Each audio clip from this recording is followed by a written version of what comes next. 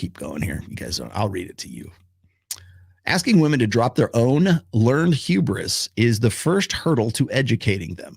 Ladies, here's your first lesson in wife school. You got to bust yourself down to apprentice.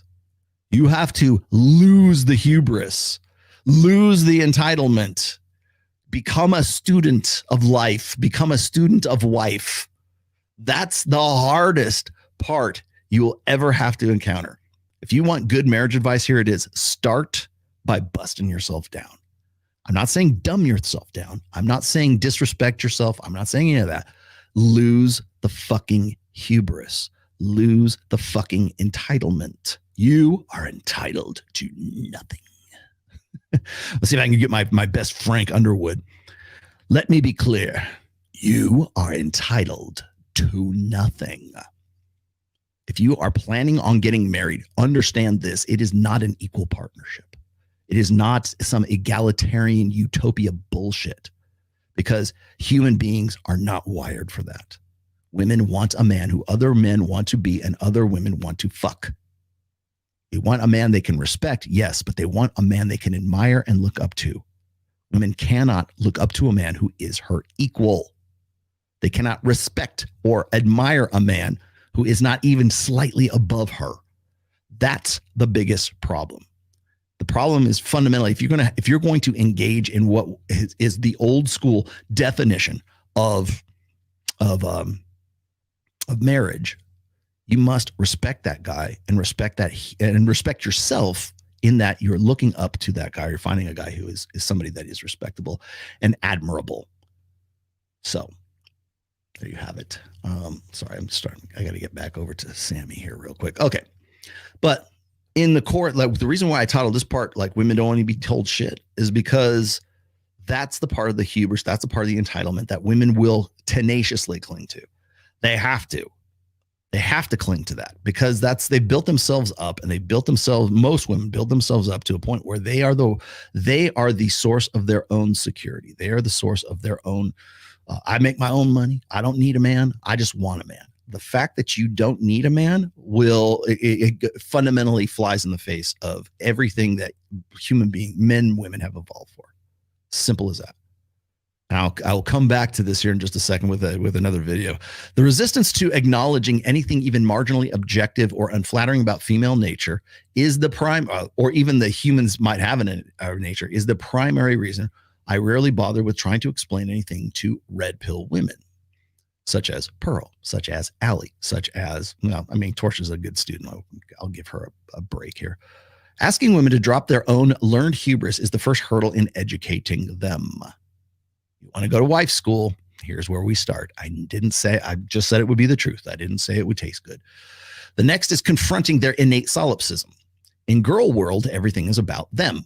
This proclivity for self-importance and self-aggrandizement in women has been ruthlessly exploited by commercial and ideological interests for almost 2 centuries now.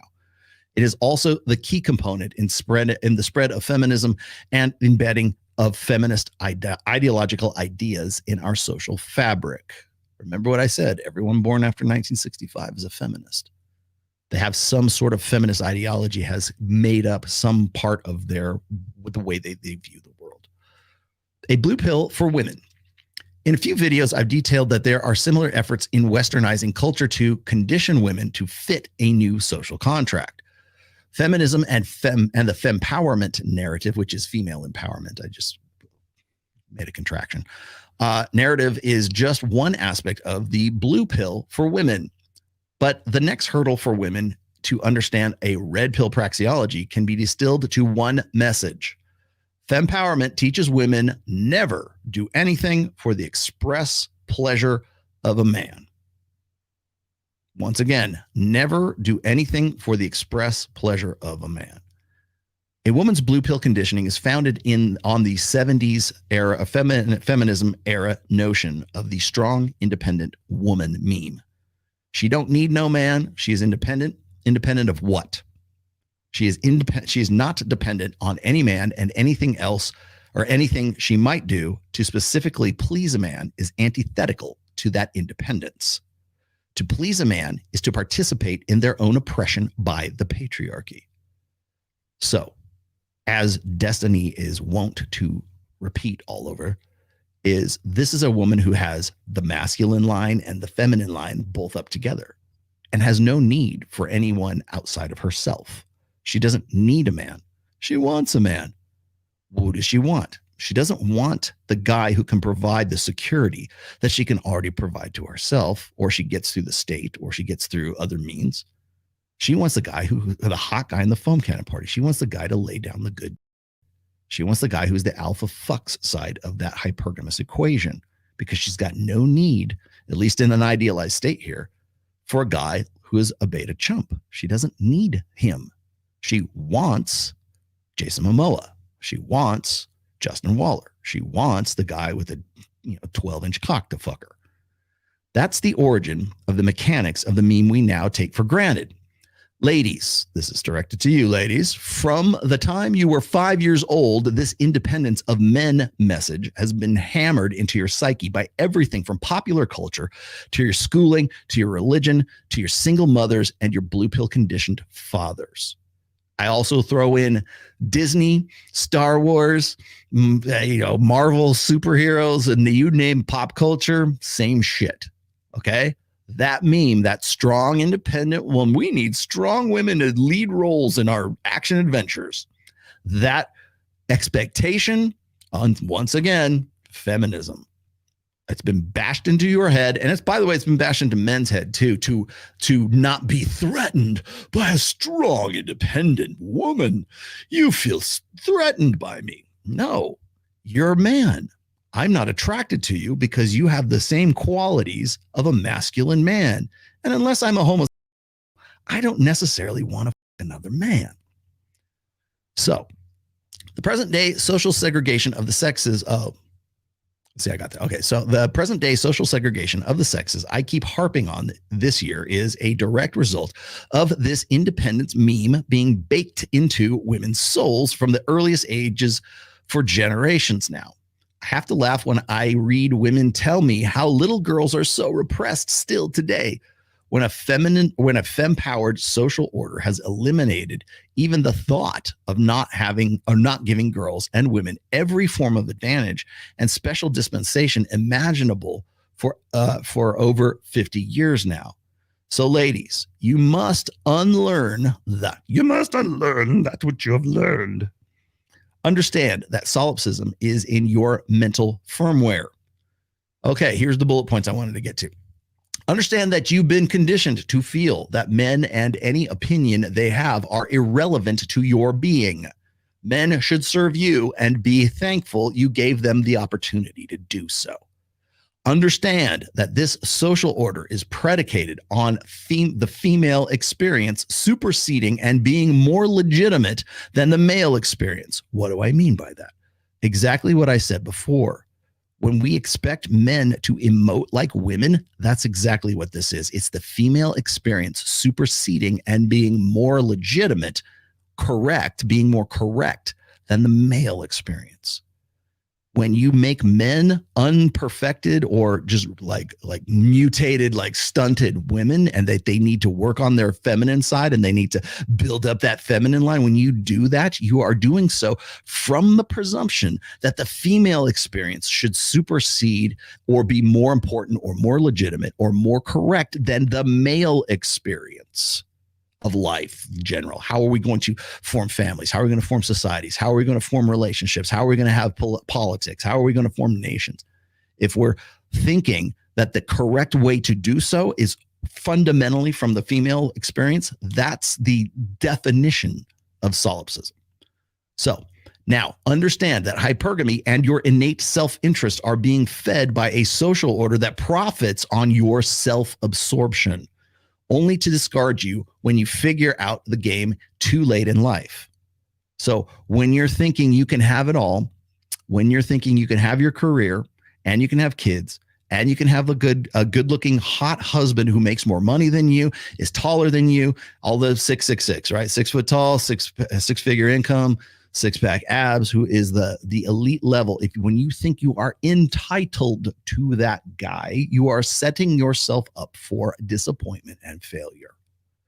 Is it the case that women get that guy all the time, or they're holding out for that guy, or they don't marry? They just say, hey, well, I'm going to do it. No, of course not. It's not the actuality of women consolidating on the best of the best, on the guy that is the best she can do. It's not the reality of it. It's the perception that she is entitled to it. That's the point. So when people say, well, Rollo, most women don't marry a guy that's like 6 feet tall and has 6-pack abs and like a 10-inch makes, has a yacht and everything. Most average people are just marrying other average people. I know. I get that. I see that every time I walk through the Las Vegas airport. I don't know how many times I've said this on show after show. I know. I'm not talking about that. I'm talking about the perception and the entitlement to the best that she can do. It's here, not out here. It's the idea that she has some sort of entitlement to the guy who is the man of her dreams, who never really measures. It could be Superman, right? And never measures up even still. Is he really the best I can do? That's the point. It's the perception. It's the expectation. It's the entitlement, not the actuality of it. Not the disappointment that comes from actualizing it with a guy who's less than perfect and less than ideal. That's the point. It's this idea, this pervasive, endemic idea that women are entitled to, like, never settle. Don't settle, girl. You never settle. You go, girl. You can have it all. That mentality is what I'm talking about, not the actuality of it. Okay. Let's see.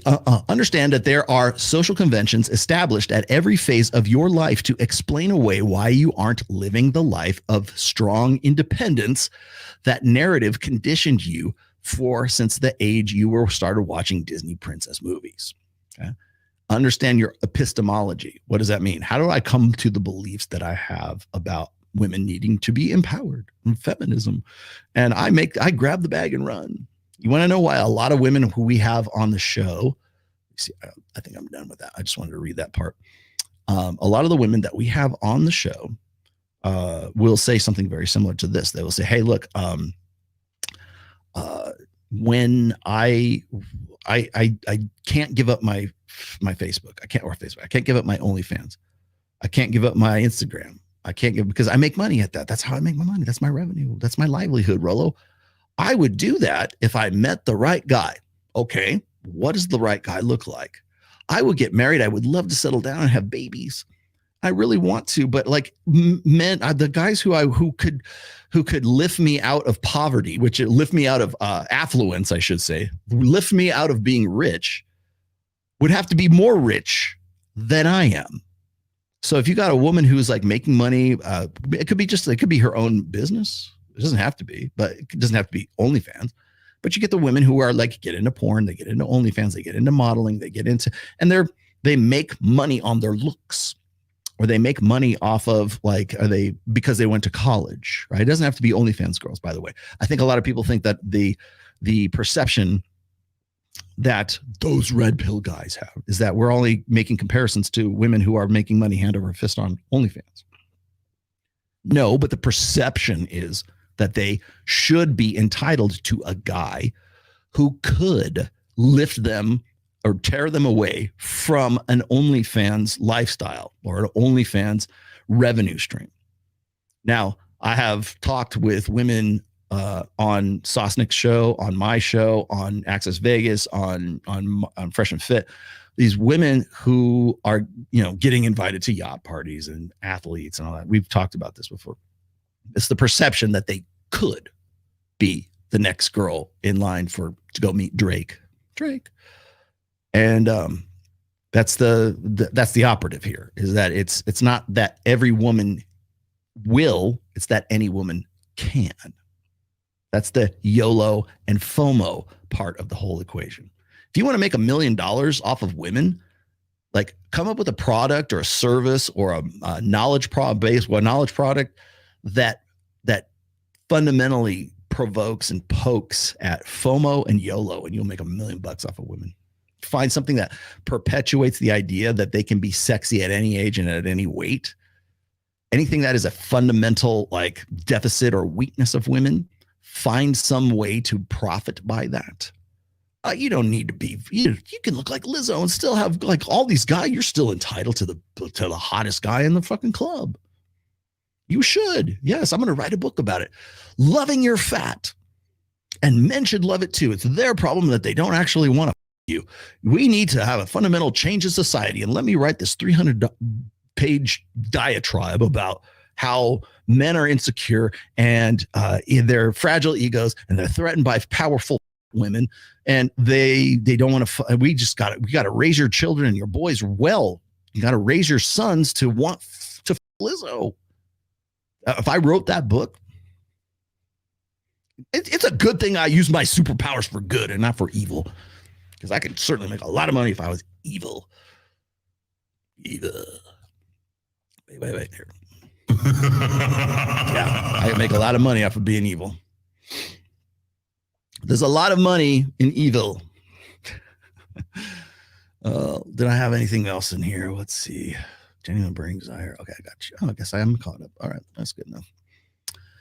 So, ladies, understand that you are the product, and your expectations and your entitlements and your hubris is part. I'm not saying like bust yourself down and take some broke ass dude as your husband, your lawful wedded husband. No, I mean, seriously, and you're not gonna like. I think what happens is like when people hear me talk about this stuff, they think that I'm telling them to do the polar opposite of it. It's this binary thinking. Stop thinking in binaries, okay? Stop it. Oh, Rollo said that women should just like give up. Rollo said that women should just like settle for the bum that's living in the van down by the river. No, I'm not. I'm not saying give up all your standards, obviously. But I'm just saying this is like, understand that your sense of wrap your head around the idea. If you want to have a successful marriage, wrap your head around the idea that the things that you think you're entitled to, or the strong independent woman meme that you think is like so bloody important to you, is a product of really social engineering for the last like 60 some odd years. I could even go back further, but I could certainly make a case since the sexual revolution. I'm an independent woman. Independent of what? Independent of the support and the necessity of men, which is horseshit to begin with. You need men, and men need women. Can we just like at least give me that point right there? Because that's really where it comes down to. Let's see. Oh, I also wanted to throw in this here too. If you think that you are an alpha female, disabuse yourself of that right now. Ladies, I've explained this on Fresh and Fit. I've explained this on God knows how many different streams. I've explained this more times than I care to remember. Women, stop calling yourself alpha female. You are not an alpha female. And it just rips me up when I listen to these guys say, those guys, those red pill guys, they don't even know what an alpha male is. It's been debunked. The guy who came up with the word alpha is actually, he went and refuted his own alphaness or his own alpha terminology. He was talking about wolves in the Arctic tundra. That's a placeholder term. Stop it. But when women say that they are an alpha female, the same guys who like deny that there's such a thing as alpha men, if a woman says, well, I'm an alpha female, let me tell you a little bit about myself. I make my own money and I run this joint, right? Well, those guys are like, oh yeah, she's an alpha female. A man can't be an alpha male, but a woman, oh, you're an alpha female. Yeah, good. You go, girl. You're a woman of the ages. Jesus, do you not even like listen to yourselves?